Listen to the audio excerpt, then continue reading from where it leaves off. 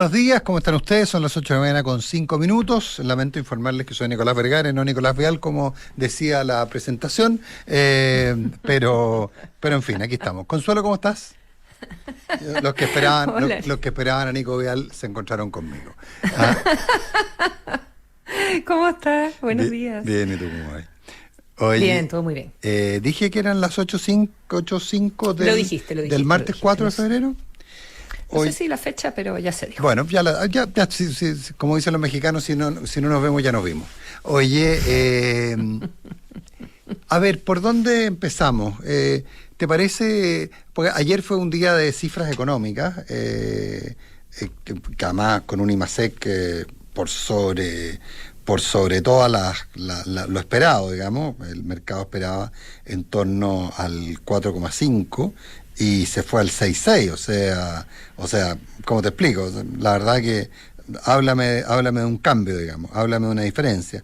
¿Qué tiene explicación? Ya el 4,5 era bueno, y tiene explicación, y era lo que todo el mundo esperaba, tiene explicación en un par de días más, un par de días hábiles más. Claro, tenía 2 días más. Entiendo que en términos de base de comparación tenía una mejor base de comparación que otros meses, etcétera, pero sin duda es un muy buen número. Ahora, sí. ¿te acuerdas de ese viejo adagio que uno escuchaba muy niño, que una golondrina no hace verano? Y que hay que tener mucho cuidado, que porque llegó una golondrina, eso significa que llegó el verano. Esto es muy antiguo, es muy antiguo. Y ahí hay que tener cuidado tanto en la lectura política del tema. Yo creo que ayer el ministro Marcel fue súper moderado.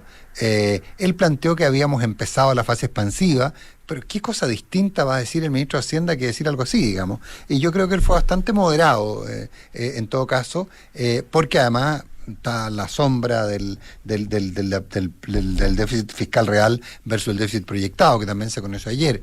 Recordemos que la DIPRES había proyectado un déficit de 5.995 millones de dólares y el déficit fiscal real en 2024 fue de 9.412 millones. El propio Mario Marcel fue muy claro cuando dijo que esto no... Porque esas cifras siempre tienen un porcentaje de azar. Que hubo una guerra en alguna parte, que hubo una disminución de ingresos fiscales por algo, etcétera, etcétera. O sea, siempre hay un porcentaje de azar. Pero cuando el error es de un 50%, el propio ministro dijo que aquí hay cosas que van mucho más que el azar, es decir, probablemente se proyectaron mal cifras originales. Entonces era un día ambivalente, como decía más temprano Julio Nahuel, de luces y de sombras para el ministro Marcel, en términos del rol de la DIPRES por un lado, en este error, y los muy buenos números en términos de crecimiento. Pero eso genera al tiro una deriva política. Sí, pues, y la vimos de inmediato anticipando el año electoral, me imagino. Totalmente. Esto significa que ya empezó. Empezó el año electoral. Claro, absolutamente. Donde esto a propósito de unas críticas que hizo la semana pasada en el seminario que se realizó en Panamá, de la ex Corporación Andina de Fomento, que ahora es el Banco de Desarrollo de América Latina. Sí, y donde fueron varias autoridades chilenas, en fin, parlamentarios, y fue Evelyn Matei. Y ahí ella hizo una crítica a la performance económica del gobierno de Boric, y aprovechó de celebrar al gobierno de Milei, entrando como en un territorio que en general le pertenece más al Partido Republicano o a Kaiser, en fin. Y a propósito de las palabras de Matei, ahí fue entonces que ayer el presidente Boric, que estaba en Uruguay, en una visita a Uruguay, se juntó con Mujica, se juntó con la calle, con el presidente, se juntó también con el presidente entrante que asume en marzo. Y ahí, celebró entonces Boric las cifras del 6,6 de IMASEC, y que Chile entonces va a haber crecido un 2,5%, y esto a pesar de que era una meta que era imposible, dijo. Muchos pensaron que esta meta que nos pusimos era imposible, y menciona explícitamente entonces a Evelyn Matei, la misma candidata de la derecha chilena. Hace unas semanas desde el extranjero afirmaba que Chile no crecía, pareciera que quisieran que al país le vaya mal. ante lo cual le responde entonces Evelyn Matei diciendo que nada quisiera ella más que al país le fuera bien y que esperaría del presidente algo de prudencia y de humildad. Respecto a lo que decías tú, Nico, que la deuda sigue creciendo por el exceso de gasto irresponsable, dice Matei, el déficit está dejando mayor que lo que se preveía y que hay que duplicar el crecimiento, generar oportunidades, que se requieren mejores inversiones y no celebrar una cifra buena de un solo mes entre muchas malas. O sea, se acaba la tregua también de la previsional, me parece. Sí. Y ya entramos en las refriegas más. ¿Por qué Boric iba a querer entrar a pelear con Evelyn Matei? Sí, sobre todo que está en un rol bien presidencial. Claro, el punto es ese, es que sin duda creo que la eleva, la sube, pone, ¿sí? La sube inmediatamente. La sube inmediatamente. La sube de categoría. Claro, la identifica no que lo necesite, digamos, pero... pero es que la proyecta como el rival, digamos, la proyecta como la otra opción. Y eso, claro. Hay quienes en política sostienen que no hay nada peor que hacer eso, que en términos de identificar a alguien como tu adversario, porque le resuelves muchos problemas, sobre todo a la oposición. Pero, claro. Pero mira, hay un tema que yo creo que para ambos lados se aplica lo que la golondrina no hace verano. A ver, es cierto, yo creo que el presidente entiende, o sea, la economía la entiende como entiende la política, es decir, como de indicadores momentáneos. La política tiene mucho de eso, la política tiene mucho de fotos en el tiempo. O sea, cuando tú estabas en el 20% de apoyo y llegaste al 35%, a ti te fue súper bien. Porque ese 35%, la cifra que importa a esos efectos, es la cifra del momento, es la cifra spot. Eso es lo que te interesa. En cambio, en economía, nosotros siempre tenemos la tendencia a mirar las series más largas. Entonces, pensar que algo quiebre la tendencia y que finalmente, porque un mes crecimos, un número muy bueno sin duda, cambió la tendencia y es mentira que no estemos creciendo, etcétera, cuando Chile viene estancado hace un muy buen rato.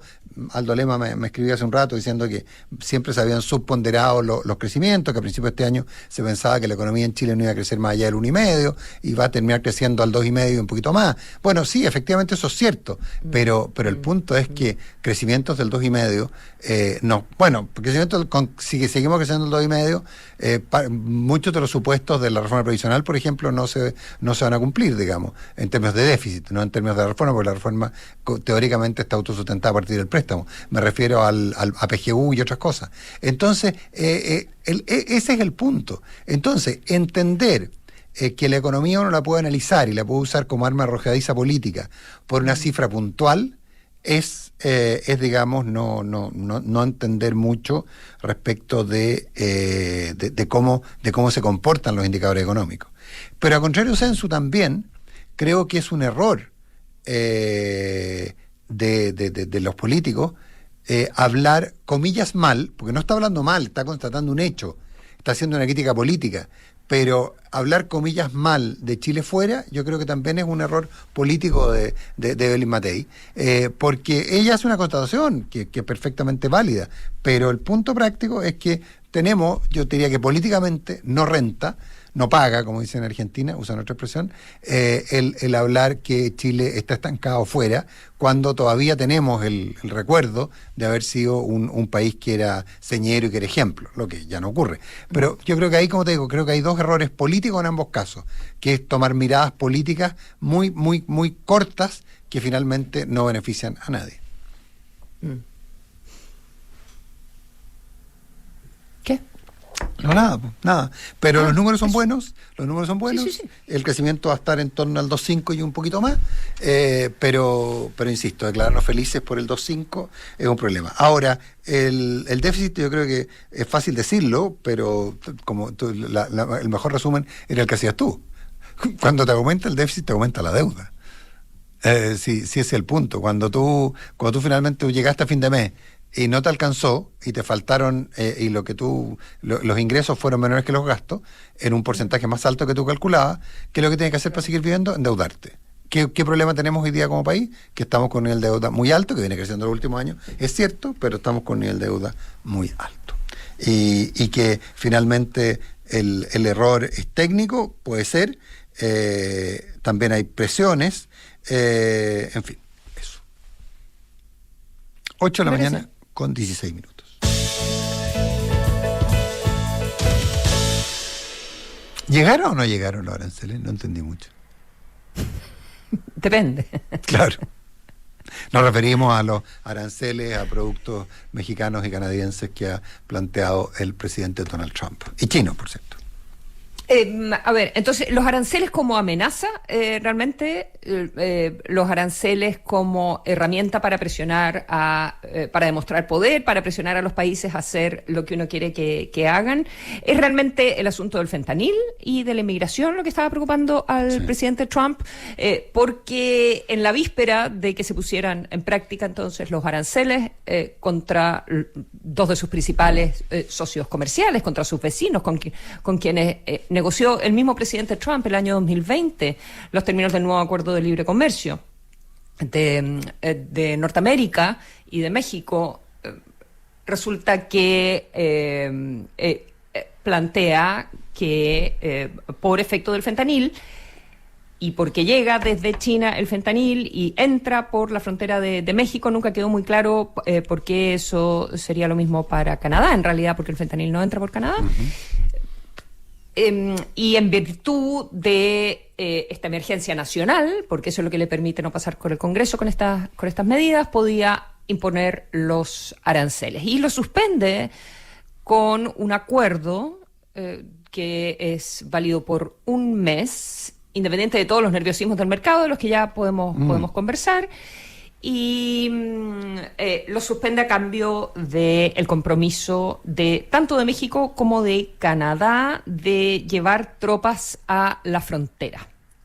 Fundamentalmente 10.000 tropas que van a controlar la frontera. Es lo mismo que el presidente Trump había anunciado, no sé, creo que en la orden ejecutiva del mismo día en que asumió en la Casa Blanca. De llevar tropas estadounidenses a la frontera sur.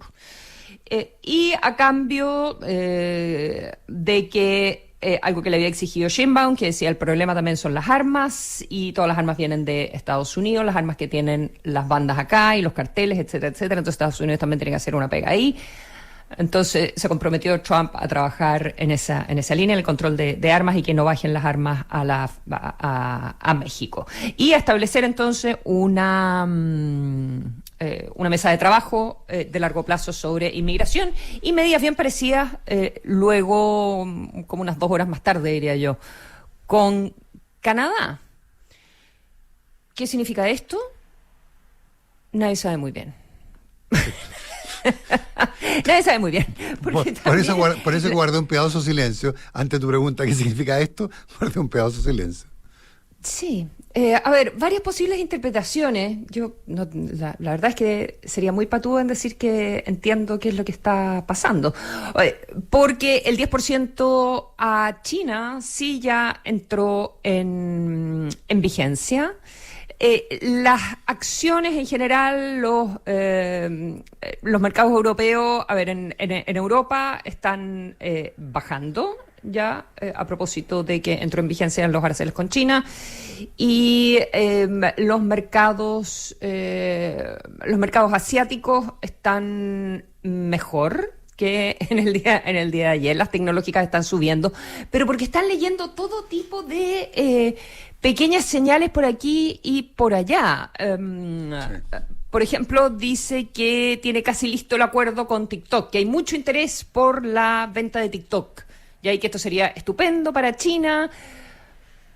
Entonces todo el mundo dice, bueno, si está avanzando la venta de TikTok, quiere decir que se van a abuenar con China, porque al final todo el mundo está viendo, ok, ¿qué hay detrás de los aranceles? En realidad, lo que se plantea es conseguir otro tipo de cosas. Quiere decir que la amenaza de aranceles con Europa en realidad va a ser para conseguir, no sé, mayor financiamiento para la OTAN. que se vaya, por ahí no decían sé. que iba, pues, o sea, que básicamente, más que mayor financiamiento, menor participación americana en el financiamiento de la OTAN, digamos, o sea, que se pusieran los otros, o sea, no es que Que pongan las aumentara, cuotas. no es que aumentara el presupuesto de la OTAN, sino que la prorrata disminuyera, digamos, en favor de Estados Unidos. Claro, entonces en este minuto es, bueno, ¿qué es lo que hay detrás? Y los mercados están reaccionando mejor, no solo porque no se aplicaron las tarifas, sino porque, o sea, perdón, los aranceles, sino porque dicen, bueno, entonces, en realidad estas son solo amenazas, no se concretan. Independiente de que las acciones de los fabricantes de autos sí están temblorosas todavía, hay que decirlo. Pero en términos generales, los mercados no entraron en un pánico total ante la rápida negociación y esta tregua de un mes que se obtuvo con Canadá y con México, pero ahora tienen que estar todos los países entonces olfateando qué es lo que realmente busca Estados Unidos cuando amenaza. Sí, yo anoche leía, no tengo nada que agregar a lo que tú planteas porque es básicamente una gran descripción de los hechos, pero ayer leía alguien que decía que probablemente vamos a tener que acostumbrarnos a la política del mes a mes. Que en el fondo Trump probablemente iba a seguir jugando con esto de aplico la medida, la postergo y tenerlo siempre y vamos a acostumbrarnos a blancos móviles. La pregunta es, ¿puede la economía mundial soportar estos niveles de inestabilidad? Daría la impresión que a Trump y a su administración le importa poco, por lo que leí ayer, y que básicamente su objetivo de política interna son los importantes.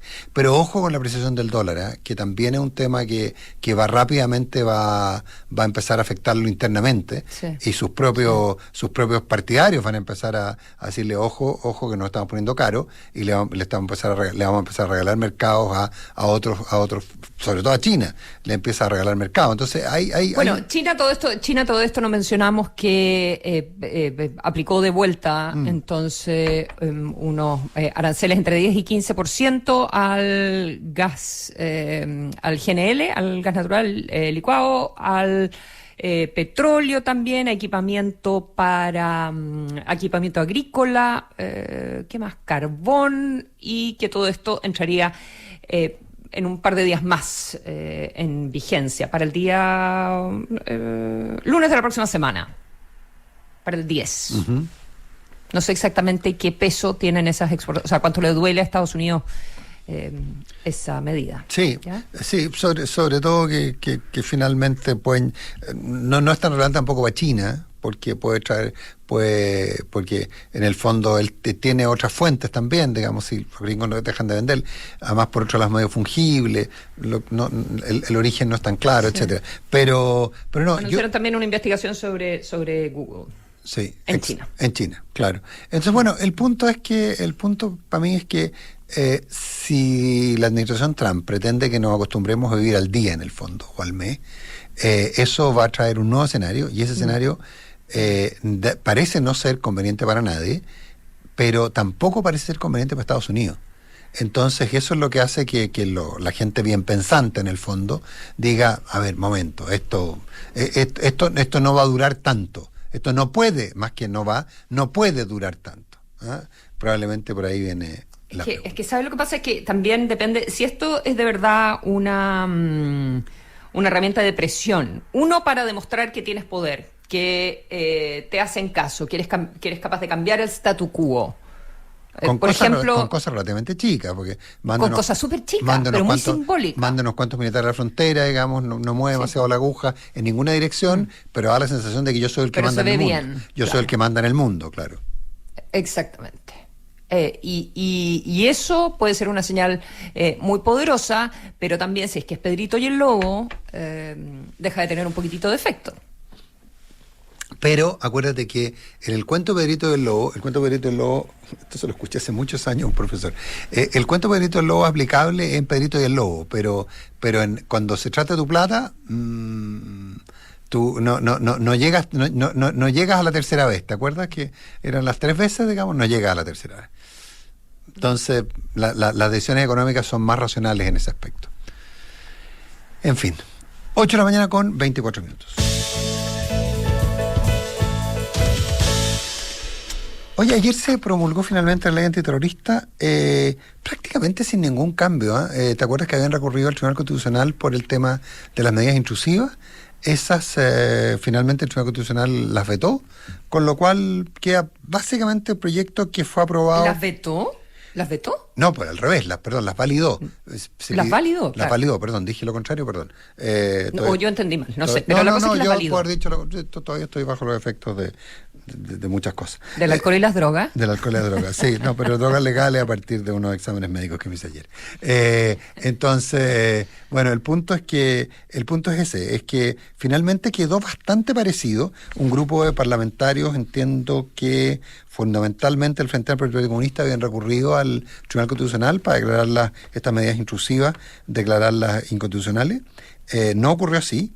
Y la ley se aprobó bastante. Ahora, ojo, la ley se aprueba con los votos fundamentalmente del socialismo democrático, de una parte del Frente Amplio y de casi toda la oposición, porque también en la oposición hubo votos en contra. Pero tenemos la nueva norma que, de hecho, ¿te acuerdas? Nos comentaba el otro día el fiscal nacional, ayuda mucho en el combate del delito, digamos, y sobre todo del delito terrorista. Queda todo bastante más fácil en términos de los medios de prueba necesarios y la exigencia de carga. La ley antiterrorista siempre se planteaba que era una ley, muchas veces los fiscales, ¿te acuerdas, Consuelo?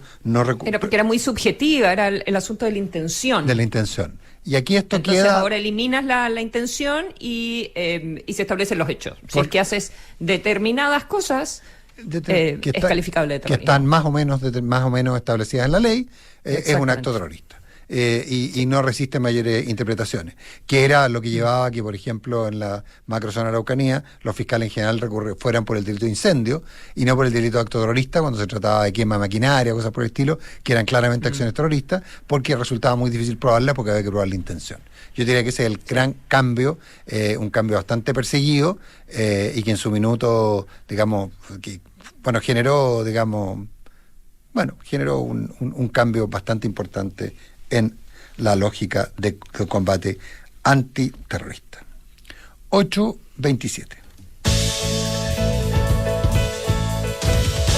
Oye, yo creo que mañana vamos a tener tiempo a hablar del tema de la restricción de voto al extranjero. No, hablemoslo. No, pero es que yo quiero hablar de lo otro, po. Así que... ¿tú quieres hablar de esto que Sí. encontré? Mira, a ver, a propósito de la inteligencia artificial, hay tantas cosas que se pueden discutir sobre la inteligencia artificial, pero una aplicación muy positiva, ¿ya? Porque siempre estamos como concentrados en los riesgos. En los riesgos y en las profesiones que van a desaparecer, la pérdida de control académico, en fin. Claro, que ya no vamos a saber pensar, que el chat nos va a hacer todo, que va a pasar con la educación, miles de cosas, o que quizás la productividad, los aumentos de productividad no son tanto, como sea, miles de cosas de las que preocuparse, la carrera armamentista, etcétera, etcétera. Dicho lo anterior, ¿y la medicina, señores? Bueno, hay varios estudios que ya se han estado haciendo. Recordemos que esta es una tecnología relativamente reciente, tendrá 3 años como mucho, 2 años y medio o algo así. Pero ya están apareciendo los resultados de los primeros estudios sistemáticos revisados por pares y publicados en revistas científicas destacadas sobre uso de tecnología de la inteligencia artificial. Por ejemplo, y esto es súper importante, en revisión de mamografía. ¿Ya? Y hay uno que se publicó en The Lancet y se hizo en Suecia con 2 grupos, ¿ya? Uno, siempre se revisan en dos niveles la mamografía, ya en Europa. Te las revisan 2 personas y cuando hay dudas, evidentemente te revisan la segunda nuevamente. Y esto se hizo entonces con un grupo que hizo el sistema de revisión con 2 personas y el otro que hizo el sistema de revisión con inteligencia artificial y luego si había duda lo pasaba por persona, ¿ya? Mucho mejores resultados del sistema de inteligencia artificial. Aumenta en más de un 25% la detección de cánceres. Y no aumentan los falsos positivos. Lo que significa que puedes aumentar muchísimo la cantidad de mujeres que les puedes hacer mamografías y revisar, porque los cuellos de botella son en los muchos informes, países claro. no tiene que ver con la máquina, tiene que ver con los profesionales que las revisan los Exacto. resultados. Claro, porque ¿Ya? la máquina en sí la maneja un tecnólogo médico muy calificado, pero el informe final, ese que uno se hace... No es un médico. Claro, y uno se hace un escáner y le dicen, mire, las imágenes están en 2 horas, el informe entre 3 y 5 días hábiles. Efectivamente, porque ahí está el taco, digamos. Y la inteligencia... Ese es el taco. Y me imagino que sea aplicable, lo hicieron con mamografías, pero eventualmente... Lo hicieron con mamografía, es un estudio entre... sí, 100.000 mujeres. Son, no es poco. No es es poco. un estudio súper grande. La que trabajaron con inteligencia artificial fueron 53.000 mujeres, todas mujeres entre la edad mediana como casi 54 años, 53 años y medio, la mediana. Y la inteligencia artificial vio 53.000 y algo participantes, ¿ya? Y detectó 338 cánceres y 1.110 o sea, 338 cánceres los detecta de inmediato, sí. ¿ya? Y 1.110 para segunda revisión. Y en el caso del procedimiento estándar, o sea, solo con humanos, fueron casi 53.000 también, un poquito menos, y detectó 262 cáncer versus 338. Pero estamos hablando de que fueron a la par, o sea, los mismos casos que revisó la inteligencia artificial los revisó la mano humana y actuaron en paralelo. No. Actúan en paralelo no es que hagan las dos al mismo tiempo, se hacen los dos porque randomizado, sí. etcétera, ¿ya? A ver, dice aquí randomizado, controlado, con grupos paralelos. Grupos paralelos, perfecto. Bueno, single blinded. Pero no hay. Estoy leyendo aquí el artículo del Lancet. Pero no solo detectan más, sino que no aumentan las dudas, los que están dudosos no aumentan y no aumentan los falsos positivos. Ahora va a empezar uno súper grande, a propósito de esto que publicó el Lancet, ahora viene uno muy grande en Inglaterra, que se va a empezar a hacer con el NHS. Hubo uno en Alemania también hace poco con muy buenos resultados, pero ahora se va a hacer el de NHS, que está a punto de comenzar acá en Inglaterra con 700.000 mujeres. A las que se va a reclutar o sea, se le va a pedir participación a 700.000 mujeres para probar 5 diferentes plataformas de inteligencia artificial de manera de poder hacer los diagnósticos y liberar tiempo de los radiólogos, que es por lo menos acá donde está el cuello de botella, como decías tú, en Inglaterra. Así que veremos cuándo salen esos resultados. Pero es una muy buena noticia sobre...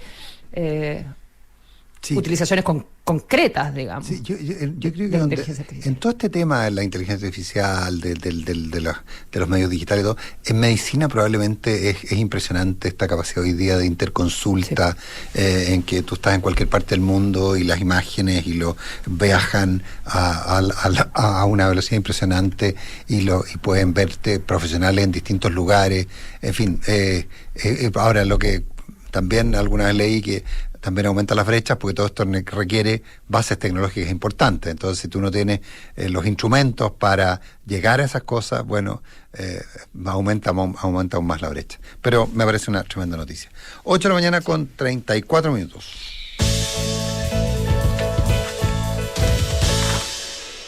Y te quiero contar, Consuelo, que en GTD somos más que tecnología. Miles de kilómetros de fibra óptica y una robusta red de data centers. Conecta tu hogar y digitaliza tu empresa con la mejor experiencia. GTD, más que tecnología. Este verano sigue disfrutando con las 3 o 6 cuotas sin interés de tus tarjetas de crédito BCI. Planifica tus vacaciones con Mita, asegura tu auto al mejor precio y prepárate para llegar más lejos. No esperes más. Cotiza ahora en mita.cl. Elige tu destino con Mita Rentacar. ¿Estás pensando cómo potenciar a tu equipo y mejorar los resultados? Talana tiene un nuevo ecosistema de gestión de talento con nuevas soluciones, todas en una misma plataforma. Conoce más en talana.com. Si estabas pensando salir de vacaciones tranquilamente y dejar tu hogar en las mejores manos, te tenemos la mejor opción. Desde el 4 al 11 de febrero, el Seguro Hogar de Consorcio tendrá un 20% de descuento en todas sus cuotas. Contrátalo hoy en consorcio.cl.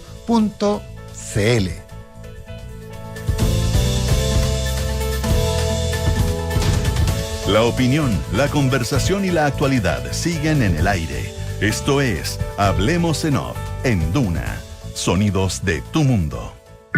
Vitel Energía, especialistas en soluciones eléctricas y de iluminación. Somos líderes en distribución e importación de materiales eléctricos, con más de 40 años participando en los principales proyectos de inversión a lo largo de todo el país. Vitel Energía, soluciones para los sectores de construcción, minería, energía y agroindustria. Contamos con una red logística para entregar tu pedido en todo Chile. Vitel Energía, visita nuestras tiendas o nuestra página web vitelenergia.com. Nada escapa a la mirada periférica del búho. 360 grados para saber lo que pasa en cada rincón. ¿Te gustaría tener esa mirada en 360 grados para analizar los mercados? Entonces haz el cambio y déjate asesorar por la Reinvial. Porque tenemos la mirada que necesitas para hacer más con tus ahorros. Deja atrás los depósitos a plazo y atrévete con nuestros fondos. La Reinvial, 90 años. Invierte mejor. La Reinvial S.A. Corredora de bolsa está regulada por la Comisión para el Mercado Financiero CMF. Infórmese de las características esenciales de la inversión en estos fondos mutuos, las que se encuentran contenidas en sus reglamentos internos y contratos de suscripción de cuotas. Prepárate para llegar más lejos con los descuentos de Mita, Rentacar y Full Copec.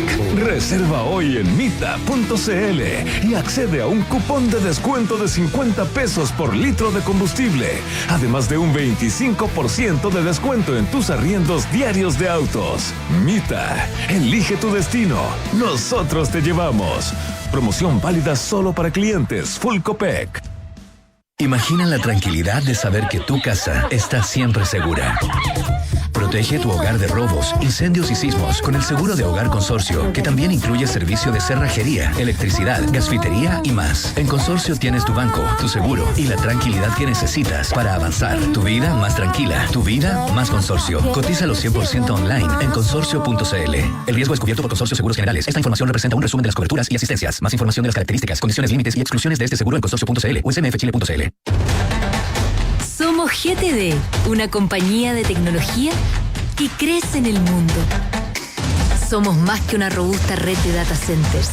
Somos los que te acompañamos en la digitalización de tu empresa. Estamos en tus nuevos proyectos, en la optimización de tus procesos. Somos parte de tu equipo. Somos el más que logramos cuando estamos juntos. GTD, más que tecnología.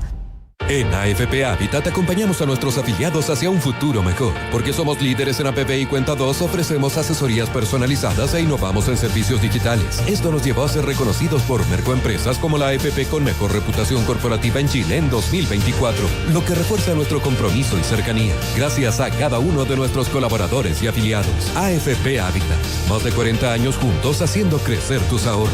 Líder en APP y Cuenta 2, Superintendencia de Pensiones, Estadísticas e Informes, enero 2025, fuente merco.info/cl. En Talana partimos el año con un nuevo ecosistema de gestión de talento, con presencia en 8 países gestionando a más de 600.000 usuarios. Gracias al nuevo ecosistema podrás realizar evaluaciones y mediciones, planes de acción, clima, desarrollo profesional y más. Gestiona y transforma el talento en resultados con nuestros nuevos módulos. Entra a talana.com y conoce más. Talana, tecnología humana. Viajar a un nuevo destino suena bien, pero hacerlo con beneficios únicos suena mucho mejor. Por eso, con tus tarjetas de crédito BCI Mastercard Black, Visa Signature o Visa Infinite, hoy tienes acceso a más de 1.200 salones VIP en el mundo, comisión del 0% para todas tus compras internacionales y cashback en todas tus compras fuera del país. Suena increíble, ¿cierto? Y lo mejor es que son las únicas tarjetas que te devuelven plata en todas tus compras, porque hoy ser del BCI suena bien. Más información de la promoción en bci.cl. Infórmese sobre la garantía estatal de los depósitos en su banco o en www.cmfchile.cl. Sigue la conversación en los sonidos de tu mundo. Esto es Hablemos en Off, en Duna 89.7 FM y Duna.cl. Llega a Chile Prudential AGF en alianza con AFP Habitat para que ahora tengas más alternativas de ahorro voluntario para tu pensión con Prudential AGF. Conoce más de esta alianza en prudentialagf.cl. Descubre cómo puedes invertir mejor de la mano de expertos. Déjate asesorar y atrévete con los fondos de la Reinvial. Vitel Energía, especialista en soluciones eléctricas y de iluminación. Vitel cuenta con una red logística para entregar tus pedidos en todo Chile.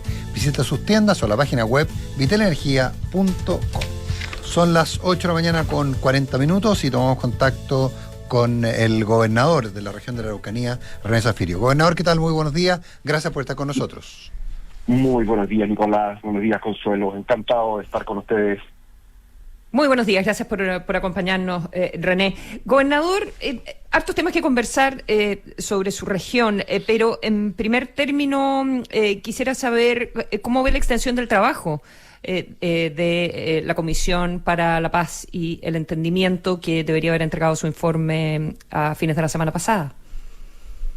Consuelo, ¿sabes? Yo estaba un poco preocupado cuando se estaba discutiendo si se prorrogaba o no el plazo para la entrega del informe, porque el conflicto, y todo el mundo está contento en eso, el conflicto es de tal magnitud y tiene tantos ribetes y es de tal extensión en el tiempo que mi opinión es que 2, 3, 4 meses, incluso voy a ir al extremo, 2, 3, 4 años para resolver un conflicto que es más que centenario, bien vale la pena asumirlo si es que se logra, en definitiva, un acuerdo que puede, a lo menos, iniciar un proceso de solución definitiva de un tema que el Estado de Chile nos ha hecho cargo durante siglos.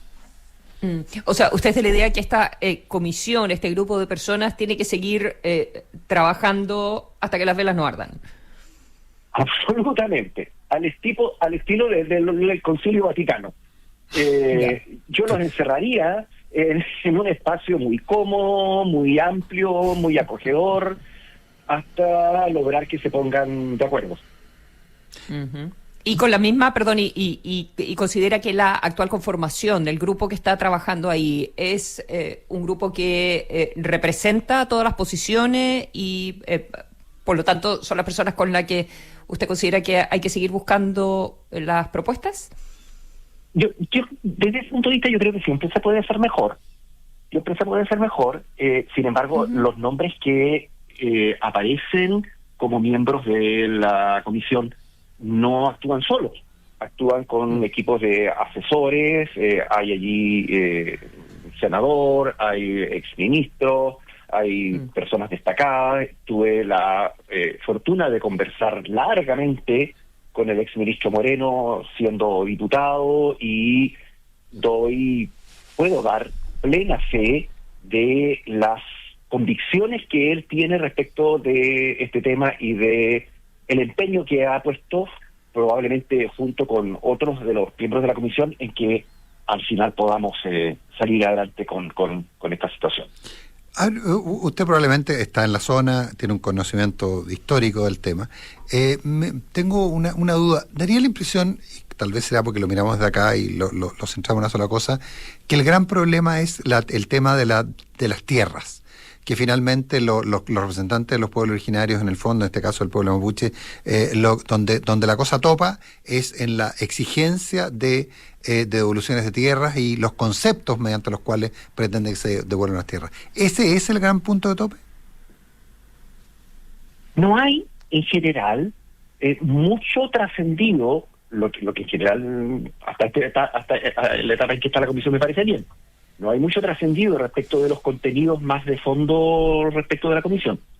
Sin embargo, respecto del tema de tierras, hay una realidad que es incuestionable, y es la circunstancia de que el recurso tierra es finito y la demanda por tierra es infinita. De tal forma que lo razonable, desde mi punto de vista, es buscar opciones que permitan que la demanda de tierra pueda, en determinados casos, bajo ciertas condiciones, ser compensada con otros beneficios de distinta naturaleza, dado que precisamente se trata de un recurso escaso. Nosotros vivimos en un Estado de Derecho. En un Estado de Derecho el derecho de propiedad debe ser respetado. En consecuencia, si el Estado quiere hacerse de propiedades que en definitiva puedan ser transferidas a comunidades mapuches posteriormente, tiene que actuar por la vía de la expropiación y con las correspondientes indemnizaciones a que eso da lugar de acuerdo con la ley, de acuerdo con la ley y la Constitución. Pero el modelo Conadi hasta ahora ha funcionado en términos de que se compra y a precio de mercado, se compran tierras y se reparten, pero daría la impresión que la demanda es incontrolable, digamos, en términos que se ve muy difícil, digamos, que se pueda satisfacer toda la restitución de tierras o como lo plantean aparentemente algunos. Claro, sí, no, yo estoy absolutamente de acuerdo con eso. Además, hay un cuestionamiento, Nicolás, que es bien fuerte y que es serio.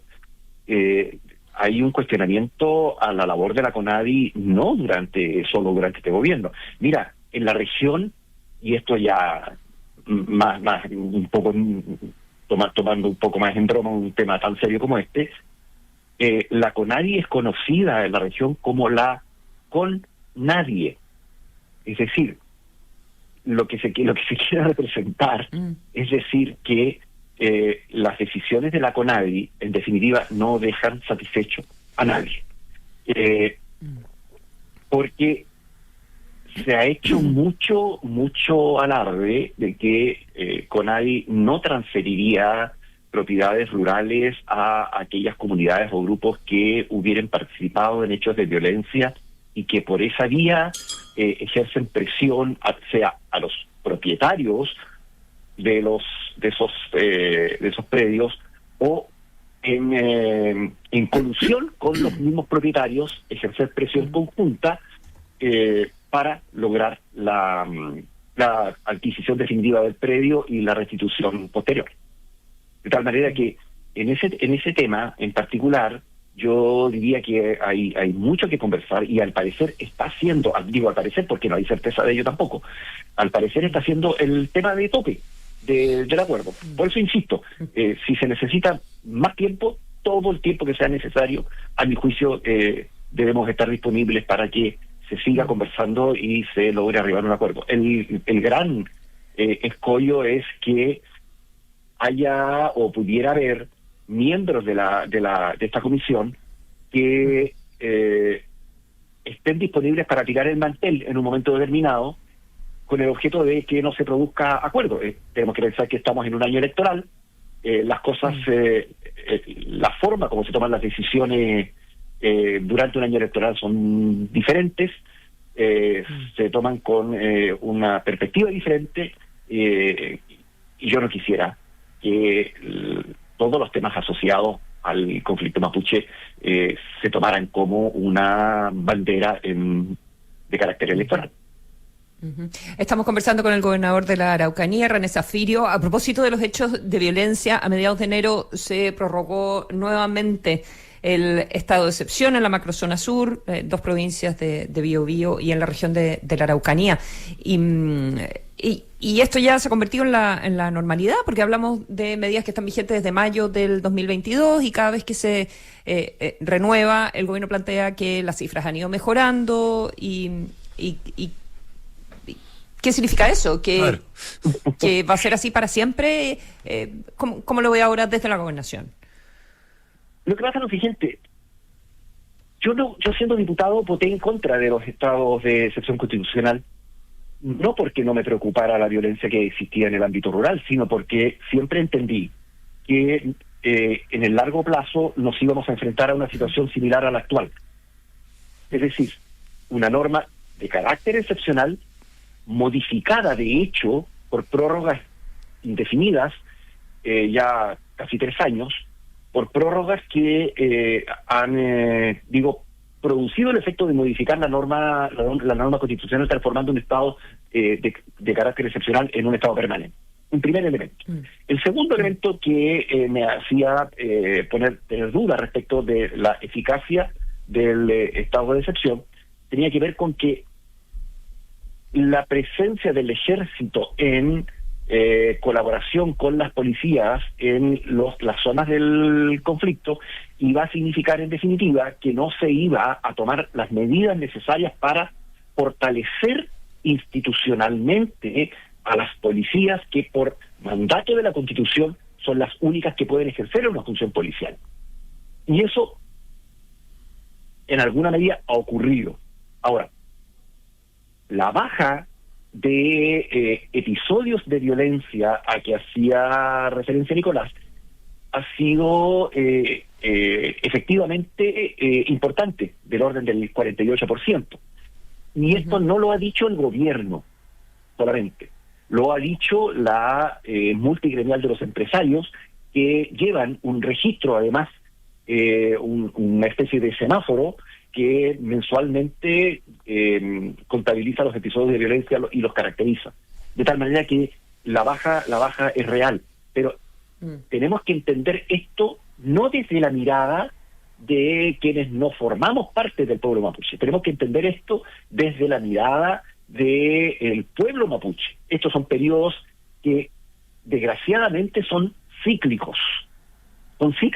Tienen mucho que ver con la realidad política del país en su conjunto.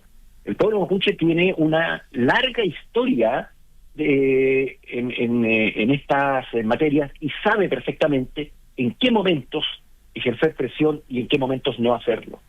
Es decir, lo que quiero representar es que no se trata solo de eficacia policial, que la ha habido, de estrategia, sustancialmente. ¿Hay una suerte de estrategia? Son estrategias políticas definidas por los grupos más radicales que hoy día se confunden con la delincuencia común. El robo de madera, todos lo sabemos, la asociaciones para delinquir, la venta de seguridad, en fin. O sea, comercialización de drogas, en fin. En ese sentido, eso podría significar que si se termina el estado de excepción, o sea, que lo que están tratando de hacer es generar una aparente calma para que termine el estado de excepción y volver a controlar la zona. Es que mira, es que tiene que ver con otro tema. A ver. Tiene que ver con la discusión que hay en el Senado respecto de la ley sobre infraestructura crítica. Yo tengo la impresión que el Ejecutivo lo que busca es dejar sin efecto en algún momento, porque algo se ha insinuado a través de los medios, dejar sin efecto el estado de excepción constitucional de emergencia en el momento en que se transforme en ley valga la redundancia, la ley sobre infraestructura crítica, que ha sufrido muchos cambios desde la primera iniciativa que presentó el ex presidente Sebastián Piñera a lo que ha ocurrido en la fecha. El centro del debate y la discusión hoy día en materia de ley de infraestructura crítica tiene que ver con el uso de armamento de carácter letal. De tal forma que probablemente esa vaya a ser una discusión que va a estar presente en el Senado, a lo menos durante todo este año. Claro, las reglas del uso de la fuerza. Del uso de la fuerza, sí. Y ahora, cuando hablamos de qué otras medidas ha ido tomando el gobierno y que pueden servir para persecución penal en la Araucanía, hoy se promulga la ley antiterrorista, por ejemplo. Es de esperar que haya una aplicación en la macrozona para ciertos delitos, ¿verdad? Es decir, o sea, siempre ha habido, hace muchos años, una ley sobre conductas terroristas. Lo que ha ocurrido es que la tipificación del delito terrorista tenía cierto carácter subjetivo que imponía ciertas condiciones que hacía muy difícil acreditarlo. Como intención. Sí, lo conversábamos un rato con Consuelo, justamente. Entonces eso probablemente lo que va a ocurrir es que facilite la tipificación del delito en los tribunales de justicia y se adecúa la ley sobre conductas terroristas a los principios internacionales en materia de derechos humanos, que es una cuestión de la cual tenemos que preocuparnos todos también. ¿Y usted se va a sentir cómodo de afirmar eventualmente que existe terrorismo entonces en la Araucanía si es que se aplica esta ley? Es que no tiene ninguna importancia si yo me siento incómodo o me siento cómodo. Lo importante es que en Chile no existe nadie que pueda estar por sobre la ley, y punto. Y que existe un órgano que es el Poder Legislativo, el Congreso Nacional, el Parlamento, y una iniciativa del Presidente de la República que tiene todo las facultades para haber formulado una iniciativa de esa naturaleza, de tal manera que a mí lo que me corresponde es cumplir con la ley, y punto. Uh-huh. En el par de minutos que nos queda, gobernador, siempre se dice que otra cosa es con guitarra. Usted fue bastante, en su campaña, me acuerdo de haberlo escuchado, bastante crítico a las atribuciones que tenían los gobernadores, etcétera, etcétera. ¿Cómo queda esto? ¿Cómo está la relación con el delegado presidencial? El tema de las atribuciones. ¿Cómo se ve la cosa desde ahí, desde el edificio de la exintendencia actual gobernación? Las gobernaciones no son en realidad gobiernos regionales. Nosotros tuvimos, todos los gobernadores del país, hace un par de semanas atrás, un encuentro en que definimos de alguna manera la proyección nuestra desde el punto de vista de lo que legislativamente debía hacerse con los gobiernos regionales, señalando lo siguiente, haciendo una caricatura, pero que es muy gráfica. No deseamos entrar a una discusión que tiene que ver con más o menos recursos financieros para los gobiernos regionales, sino lo que queremos es que el gobierno le dé a los el Estado central le dé a los gobiernos regionales el mismo estatus que hoy día tienen los municipios. Eso es una autonomía constitucional. Pero es decir, es fuerte eso. Hay cosas tan claro, no estoy hablando de un Estado federal ni mucho menos. No tenemos que tener mucho cuidado con eso. Pero está acreditado que con todas las dificultades que hoy día puede haber tenido durante décadas el sistema municipal, yo provengo de ese mundo, de alcalde de Temuco durante 12 años, el sistema ha funcionado. Lo que pone un freno a las reformas que pueda imponerse o en que se pueda avanzar respecto a los gobiernos regionales tiene que ver con algo que es súper específico, que es el caso convenios, en que se liberaliza el manejo y la gestión de los recursos y empieza a quedar, disculpe la expresión, pero el desparramo. En esta región, y solo 2 cifras para no aburrirlo, en esta región les puedo señalar lo siguiente: el Ministerio Público en todo Chile investiga más de 70.000 millones de pesos en eventuales delitos de fraude al fisco o lavado de activos. De esos 70.000 y poco más millones de pesos, 44.000 corresponden a investigaciones que se realizan en esta región, en la Araucanía. Entonces ustedes comprenderán que con las facultades que tenemos es indispensable flexibilizar el funcionamiento de los gobiernos regionales precisamente para que aquello no ocurra. Pero es contraintuitivo, uno pensaría que exactamente lo contrario, es contraintuitivo lo que usted plantea, gobernador. Pero absolutamente, y entiendo que la reacción sea esa, pero lo que ocurre es que cuando se amplía las facultades, se amplía la responsabilidad política de quien tiene el mando sobre el órgano. Y eso evidentemente que facilita la fiscalización. Esperaría que esta materia esté presente en los programas presidenciales de las candidaturas del próximo año. O sea, este año. Yo sí, yo esperaría que sí. Efectivamente creo que es una buena oportunidad. Insisto, nosotros lo que pretendemos es poder tener un modelo de gestión que es el modelo de gestión que tienen las municipalidades, y ese modelo de gestión sujeto a todos los controles y todas las fiscalizaciones que sea necesario y otras, pero que permita que las regiones, y me refiero a todas en general, puedan desplegar las capacidades que tienen. Si lo que ocurre, y discúlpenme, pero se lo digo con mucho cariño, no me estoy refiriendo a ustedes, existe un desconocimiento casi total respecto de la realidad que viven las distintas regiones del país. Sin duda lo hemos dicho muchas veces. Y las capacidades que hay instaladas existen en distintas regiones del país. Y esta suerte de desconfianza crónica que existe en la gestión regional es lo que no permite liberalizar los recursos. Mira, un solo ejemplo.